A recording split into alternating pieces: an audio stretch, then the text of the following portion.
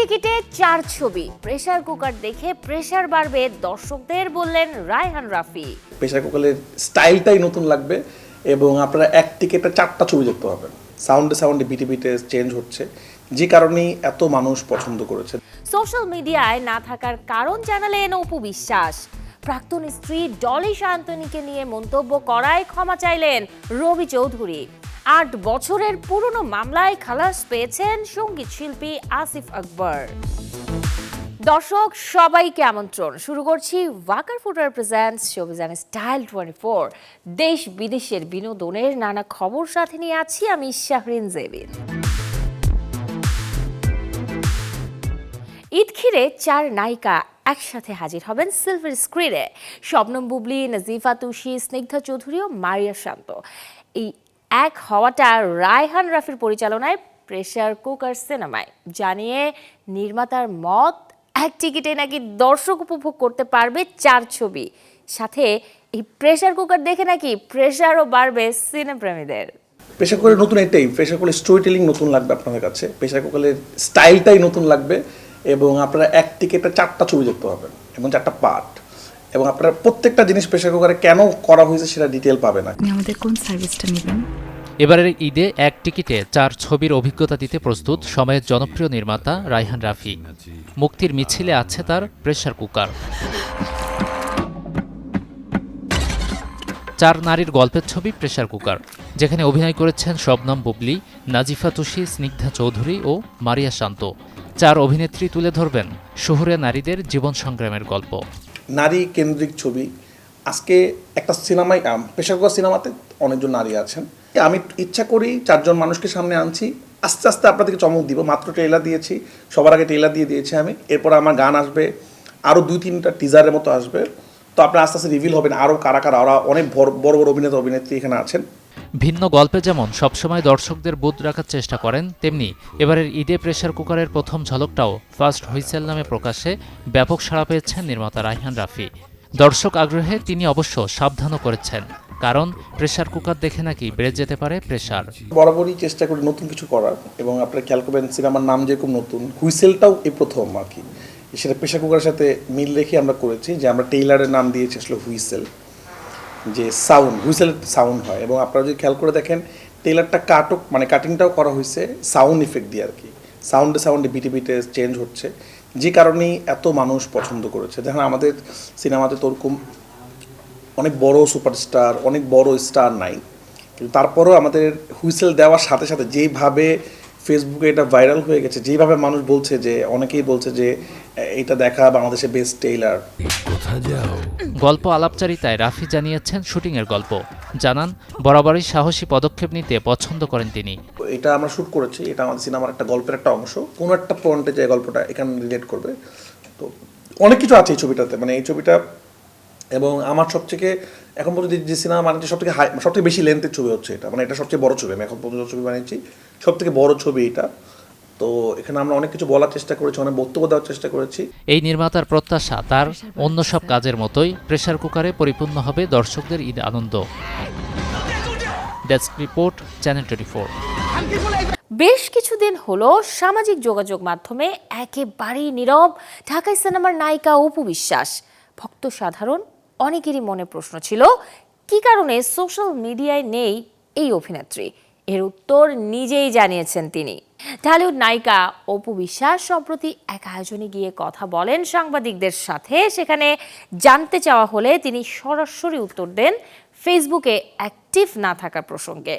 বলেন, সামাজিক যোগাযোগ মাধ্যমে তাকে ঘিরে যেভাবে সমালোচনা ও ব্যক্তিগত বিষয়গুলো নেতিবাচকভাবে উপস্থাপন করা হয় তা তাকে বেশ বিব্রত করে। এসব কারণে দর্শকদের মাঝেও ভুল বোঝাবুঝির তৈরি হয়। তাই অযথা বিতর্ক এড়াতে সামাজিক যোগাযোগ মাধ্যম থেকে কিছুটা দূরেই থাকছেন তিনি। তবে এসবের বাইরে নিজের কাজ ও আয় রোজগার নিয়েই সন্তুষ্ট আছেন বলেও জানান অপু বিশ্বাস। এমনিতেই আমাদের চলচ্চিত্র শিল্পী সংকট, কাজের সংকট, এত কিছু, তার মধ্যে এই কিছু কিছু বিষয়গুলোকে যেভাবে প্রেজেন্ট করে হয় কি, যে সকল দর্শক তো আমাদের সিনেমার দর্শক সৃষ্টি হয়, কিন্তু এই যে ব্যক্তি বিষয়গুলোকে নেগেটিভভাবে যখন নিয়ে আসে তখন হয় কি, যে আমাদের চলচ্চিত্রের জায়গাটা কিন্তু নড়বড়ে হয়ে যায়। তো তো ওই জায়গা থেকে আসলে আমি ডাস্টবিনের কথাটা বলেছি যে আপনি খেয়াল করে দেখবেন যে 2016 সালেও আমার বেশ কিছু সময়গুলোতে মানে খুব ইমোশনাল সময়গুলোতে কিন্তু দেখবেন যে কিছু ফেসবুক স্ট্যাটাসগুলো এসেছে। হ্যাঁ, তো এই বিষয়গুলো তো আসলে চলচ্চিত্রের পার্ট না।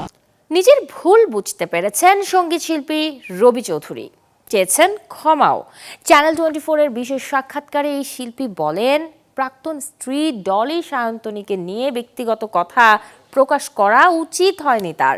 কদিন আগেই এক পডকাস্ট শোতে এসে নানা আলাপচারিতার মাঝে উপস্থাপকের করা প্রশ্নে রবি চৌধুরী খোলামেলা কথা বলেন ডলি সায়ন্তনের প্রসঙ্গে। বিয়ে ও বিচ্ছেদ নিয়ে জানাতে গিয়ে উল্লেখ করেন, পরকীয়ার জেরেই নাকি ভেঙেছিল তাদের সংসার। 90 দশকের শেষ দিকে বিয়ে, 2000-এর শুরুতে বিচ্ছেদ। এত বছর পর এসে প্রাক্তনকে নিয়ে এমন মন্তব্য করায় নিজের ভুল স্বীকার করে তাই ক্ষমা চেয়েছেন রবি চৌধুরী। এই পার্সোনাল ব্যাপার তো, এটা নিয়ে কোনো কিছু বলতে চাই না আসলে। কথায় কথা এটা এসে গেছে, কিন্তু এত বছর পর এই ব্যাপারগুলো ওঠানো আমারও বলা ঠিক হয়নি। আমি একদম কি বলবো আর, কারণ তারও একটা সংসার আছে, আমারও একটা সংসার আছে। আমি যাই ভালো থাকো, যার জীবন নিয়ে ভালো থাকি, এটুকুই। দর্শক, এবারে 1 মিনিটে জেনে নেব বিনোদন অঙ্গনের কিছু আলোচিত খবর। দীর্ঘ 3 সপ্তাহ হাসপাতালে চিকিৎসা নিয়ে বর্তমানে বাড়ি ফেরার অপেক্ষায় বসে চিত্রনাট্যকার সেলিম খান। মুম্বাইয়ের লীলাবতী হাসপাতাল থেকে জানানো হয়, শারীরিক অবস্থার উন্নতি হয়েছে সালমান খানের বাবার। টক্সিকের কারণে মুক্তি পিছিয়েছে হ্যাঁ জওয়ানি তো ইশক হোনা হ্যাঁ ছবির। যশ কিয়ারার সাথে বক্স অফিস যুদ্ধ এড়াতেও সিনেমার বাণিজ্যিক স্বার্থে 12 জন মুক্তি পাবে বরুণ ধাওয়ান, মৃণাল ঠাকুর, পূজা হেগড়ের আপকামিং মুভিটি। ভারতের সর্বোচ্চ পারিশ্রমিক প্রাপ্ত অভিনেতার খেতাব নিয়েছেন কমল হাসান। কালকি 2898 এডি সিনেমায় অল্প কদিনের শুটিংয়ে তিনি পেয়েছেন 150 কোটি রুপি। স্ত্রী সঙ্গীতার সঙ্গে বিবাহ বিচ্ছেদের মামলার মধ্যে আদালতের চিঠি পেয়েছেন দক্ষিণী তারকা থালাপতি বিজয়। এমন ঘটনায় বিজয়কে জিজ্ঞাসাবাদের জন্য হাজিরা দিতে বলেছে সিবিআই। বেঁচে নেই 80 দশকের জনপ্রিয় অভিনেত্রী জেনিফার রানিও। দীর্ঘ 6 মাস ক্যান্সারের সঙ্গে লড়াইয়ের পর 65 বছর বয়সে মারা যান তিনি। 8 বছর ধরে চলা মামলায় অবশেষে খালাস পেয়েছেন সঙ্গীত শিল্পী আসিফ আকবর। তার আইনজীবী প্রদীপ কুমার দেবনাথ নিশ্চিত করেছেন এই বিষয়টি। সোমবার ঢাকার দ্বিতীয় অতিরিক্ত মহানগর দায়রা জজ আদালতের বিচারক আয়েশা আক্তার মৌসুমী আসিফ আকবরের বিরুদ্ধে করা মাদক মামলায় তাকে নির্দোষ বলেও বাহাতি দেন। অভিযোগ ছিল বিদেশি মদ নিজে ব্যক্তিগত অফিসে রেখেছিলেন তিনি। মামলায় খালাস পেয়ে আসিফ আকবর জানান, অভিযোগটি ছিল মিথ্যার উপর প্রতিষ্ঠিত। 8 বছর নিয়মিত আদালতে হাজিরা দিয়ে তিনি ন্যায় বিচারের অপেক্ষায় ছিলেন। কোনো প্রভাব বিস্তারের চেষ্টা না করে আইনি লড়াই চালিয়ে যাওয়ার কথাও জানান এই শিল্পী। আদালতের রায়ে সন্তোষ প্রকাশ করে তিনি বলেন, এই রায় তার এবং তার পরিবারের জন্য স্বস্তি ও আনন্দের। পাশাপাশি সামাজিক যোগাযোগ মাধ্যমেও ভক্তদের সাথে নিজের আনন্দের সেই মুহূর্তটি শেয়ার করেছেন তিনি। এক যুগ পূর্তি করলো দেশের শ্রোতা প্রিয় ব্যান্ড দল তরুণ। তাই তো ভক্ত শ্রোতাদের জন্য নতুন গান উপহার দিয়েছে এই দলটি। অভয় শিরোনামের যে গান উৎসর্গ করেছে বাংলাদেশের পপ সঙ্গীতের কিংবদন্তি আজম খানকে। দীর্ঘ পথ চলায় তাদের অনুপ্রেরণার অন্যতম নাম আজম খান। তাই 12 বছরের পথ চলায় পপ গুরুকে শ্রদ্ধায় স্মরণে রেখেছে ব্যান্ড দল তরুণ। তাদের নতুন গান অভয় মূলত সাহস, আশা এবং একসঙ্গে সামনে এগিয়ে যাওয়ার গল্প বলবে। ব্যান্ডটি আশা করছে এই গানটি শুধু তাদের 12 বছরের যাত্রাকেই উদযাপন করবে না, পাশাপাশি কিংবদন্তি আজম খানের সঙ্গীত চেতনাকেও নতুন প্রজন্মের কাছে স্মরণ করিয়ে দেবে। অশুভ শক্তির সাথে এবারে লড়াই করবেন দক্ষিণের অভিনেতা নাগা চৈতন্য। তার নতুন ছবির নাম ব্রুসাকার্মা। মিথিক্যাল ঘরানার এই ছবিটি পরিচালনা করেছেন কার্তিক ডান্ডু। ঈদ ঘিরে ভারত জুড়ে মুক্তি পাবে এই ছবিটি, আসছে 20 মার্চ।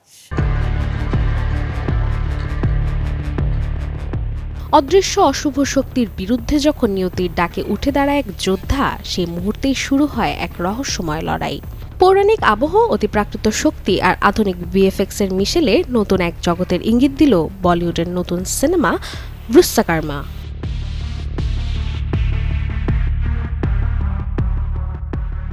সম্প্রতি ছবিটির প্রথম ঝলক উন্মোচন করেছেন দক্ষিণী অভিনেতা নাগা চৈতন্য, যা ইতিমধ্যেই দর্শকদের কৌতূহল বাড়িয়ে দিয়েছে।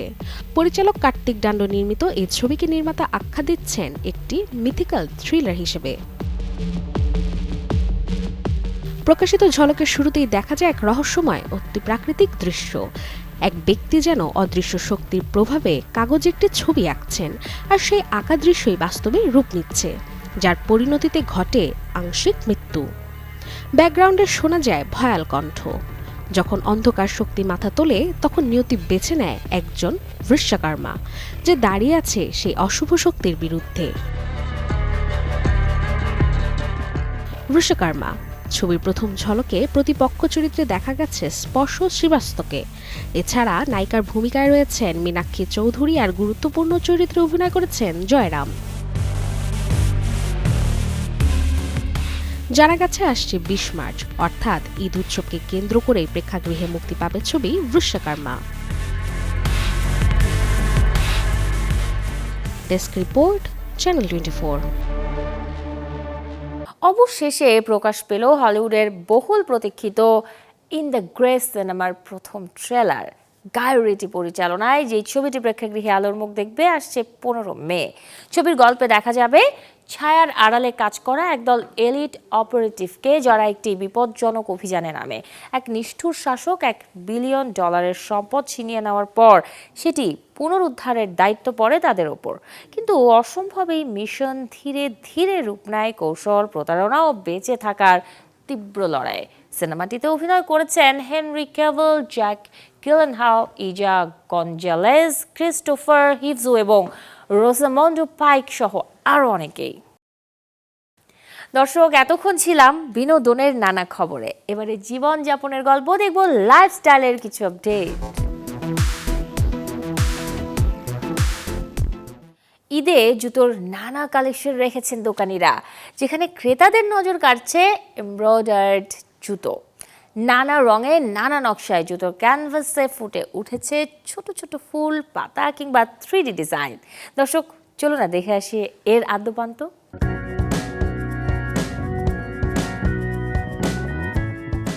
কোথাও ছোট বুনো ফুল, কোথাও পাতার নকশা, কোথাও আবার ত্রিমাত্রিক ডিজাইনের হ্যান্ড এমব্রয়ডারি। রোজকার পরার জুতোতেই ফুটে উঠেছে এমন নান্দনিক কারুকাজ। হার্মিসনের শোরুমে এমন সব জুতো কিনতে আসছেন ক্রেতারা। ঈদ ঘিরে জুতোর নকশায় যেখানে প্রাধান্য পেয়েছে মেশিন এবং হ্যান্ড এমব্রয়ডারির নানা ডিজাইন, পুঁতি, স্টোন আর পার্লের ব্যবহার, সাথে আছে ভেলভেট কাপড়ে কারচুপির কাজ। আমাদের স্পেশালিটি হ্যান্ড এমব্রয়ডারি, মানে আমাদের ওই যেটা বললেন যে শুরুতে আমরা দেখলাম যে এগুলো হচ্ছে ইন্ডিয়ান পাকিস্তানে হচ্ছে, বাট বাংলাদেশে হচ্ছে না।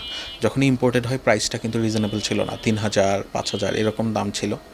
তো এবং এইটাতে ডিজাইন একটু ইউনিক করা যায়, এবং আমাদের যে দেশের আপুরা আছে তাদের এটা একটা চাহিদা আছে। এইটাই মাথায় রেখে প্রথম বছর আমরা শুরু করি নাই, 1.5 বছরের দিকে আমরা পিভট করি, হ্যান্ড এমব্রয়ডারিতে ফোকাস করি। তবে শুধু ডিজাইন বা নকশাই নয়, জুতা কেনার সময় ক্রেতারা বিশেষ গুরুত্ব দিচ্ছেন আরামের বিষয়টিতেও।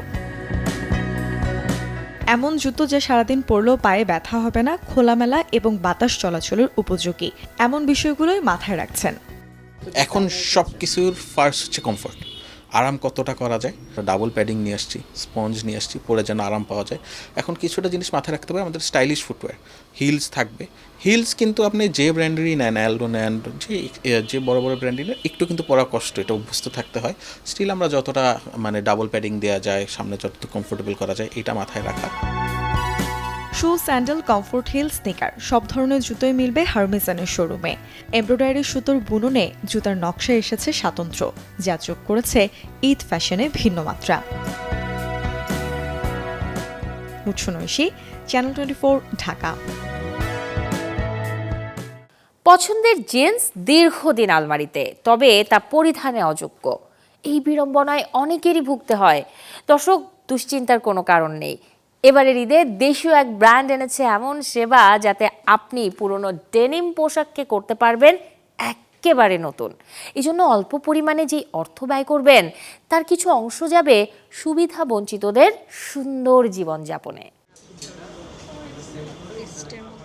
বিশ্বজুড়েই জনপ্রিয় ডেনিম ফ্যাশন, তবে এর উৎপাদন প্রক্রিয়া পরিবেশের উপর ফেলে উল্লেখযোগ্য প্রভাব। আর সেই বাস্তবতাই বিবেচনায় নিয়ে পুরনো কিংবা অব্যবহৃত ডেনিম সংগ্রহ করে তার নতুন ডিজাইনের রূপ দিচ্ছে ব্র্যান্ড কমান্ডো।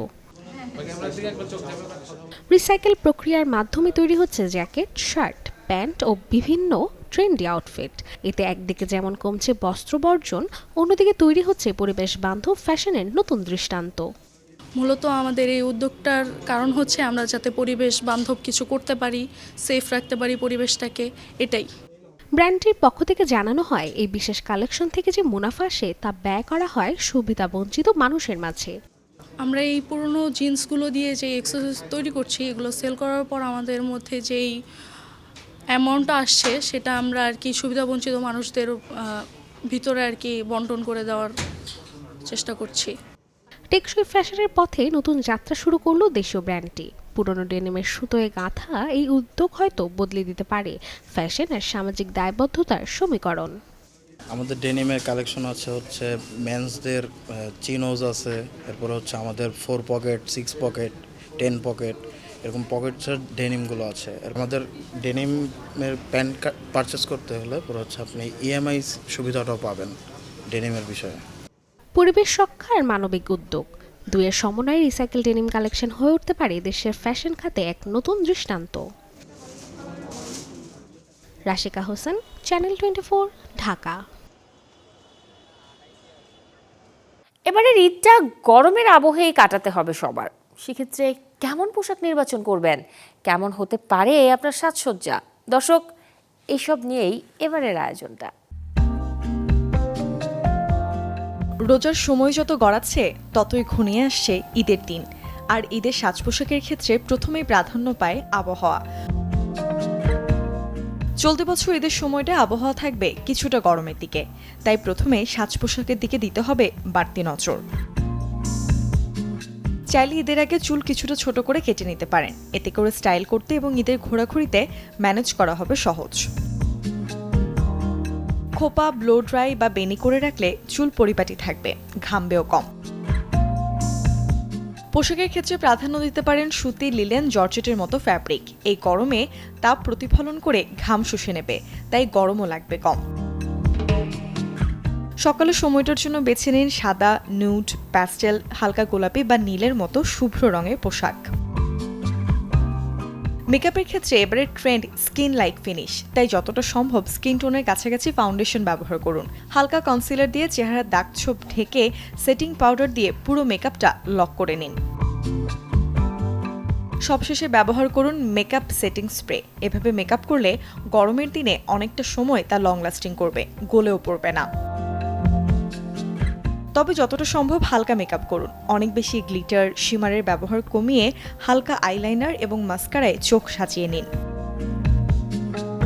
লাল লিপস্টিকের বদলে গোলাপি বা নুড রঙের কোনো লিপস্টিকে ঠোঁট রাঙান, এতে গোটা সাজটাই দেখাবে সজীব আর স্নিগ্ধ।